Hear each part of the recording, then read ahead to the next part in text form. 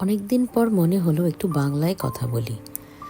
এই ব্লগগুলো যে বানাই আমি, বিশেষ কেউ একটা দেখাতো না, সেটা আমি বুঝতেই পারি, তবু বানাই। হয়তো অনেক অনেক বছর পরে আমি নিজেই দেখব আর দেখে এই মুহূর্তগুলো মনে করব।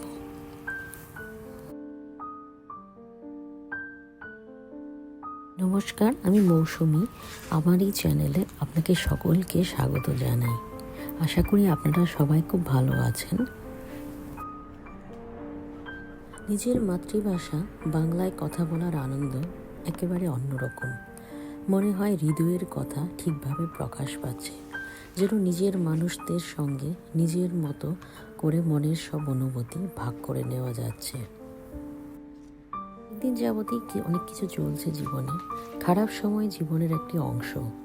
এই সময়ে মনে হয় সব কিছু থেমে গেছে, কেউ বুঝতে পারছে না আমাদের কষ্ট।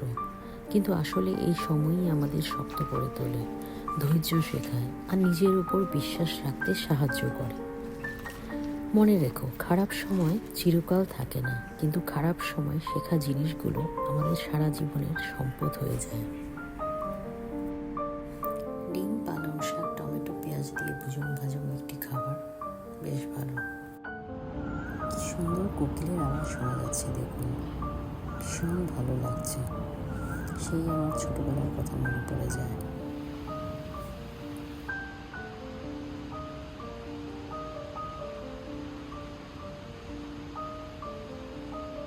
বৃষ্টি আর বৃষ্টি হয়েই যাচ্ছে, কমার কোনো নাম নেই। বৃষ্টি ভেজা রাস্তা, ঘড়িতে এখন রাত 2টো বাজে।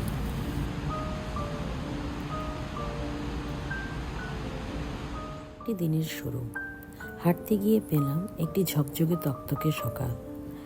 সেটা যে কোনো সময় অবশ্য পরিবর্তন হয়ে যেতে পারে। যাই হোক, এখন খুব ভালো লাগছে।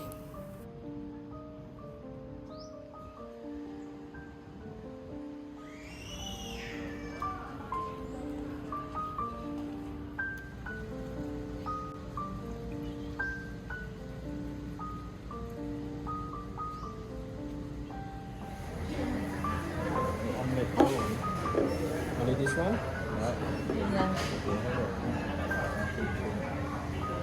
তারপর এলাম বাজার করতে। তার আগে একটু খাওয়া সেরে নিচ্ছি, অনেকটাই দেরি যেহেতু হয়ে গেছে। এটাই আমার ব্রেকফাস্ট আর লাঞ্চ। সকালে যেহেতু কিছু খাওয়া হয়নি, খিদেও পেয়ে গেছে।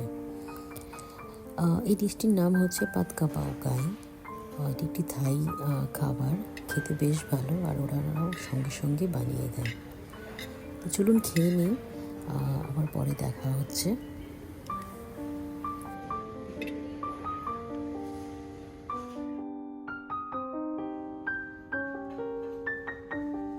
তারপর বাজার করলাম, আর এই যা যা বাজার করলাম এগুলি কেনাকাটি করা হলো, বিশেষ কিছু হয়নি।